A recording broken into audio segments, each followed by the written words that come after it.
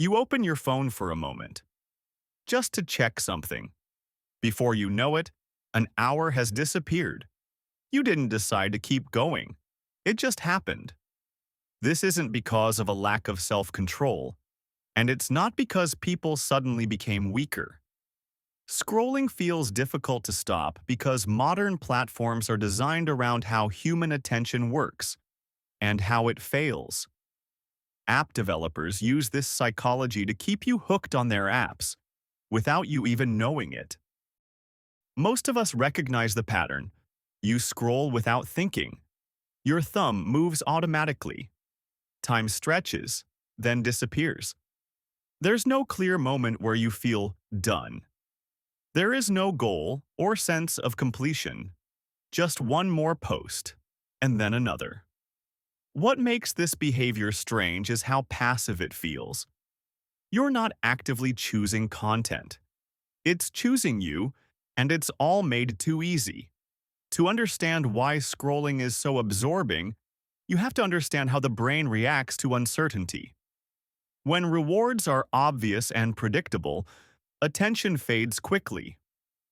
But when rewards are unpredictable, attention sharpens.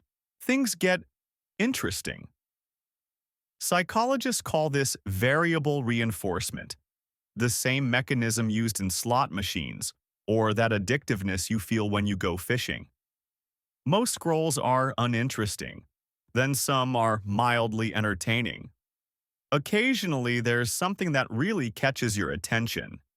And because you never know which scroll will be the one to deliver it, your brain keeps going. Not because it's enjoyable, but because it might be.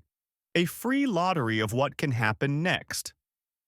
What keeps you scrolling isn't satisfaction, it's anticipation. The brain releases more motivation when it expects a reward than when it actually receives one. Scrolling lives in that expectation. Each swipe is a question. Will the next one be worth it? Most of the time the answer is no, but the possibility is enough for us to keep going. This isn't about wasting time. It's about what uninterrupted scrolling does to how thinking feels. Older media had natural stopping points. A newspaper ended. A TV episode finished. A book closed. Social media removed those distinguishable endings. Infinite scroll eliminates friction, and with it, the signal to stop. There's no page number, no last post, no moment that says, "You've reached the end." Without stop and cues, the brain defaults to continuation. Not because it wants more, but because nothing tells it to stop. This allows you to end up in an infinite tunnel with no light at the end, but still the desire to find an exit that doesn't exist. From a platform's perspective, this design is effective. More time scrolling means more data, more ads, and more engagement. The system doesn't need to make you happy. It only needs to keep you present in order to benefit. And presence is easiest to maintain when effort feels minimal and stopping feels awkward. Because there's no prompt to stop, you have to wake yourself up and consciously stop or be reminded by something external to quit your endless doom scrolling. Over time, this changes how attention feels. Moments of boredom become uncomfortable. Silence feels unfinished.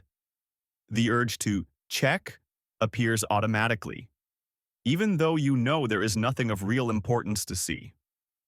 This isn't because something is wrong, but because the brain has adapted to a world without endings. When there's no natural stopping point, the hardest part isn't starting. It's stopping. And once you notice that, scrolling no longer feels like a habit, but like a system quietly shaping how attention moves.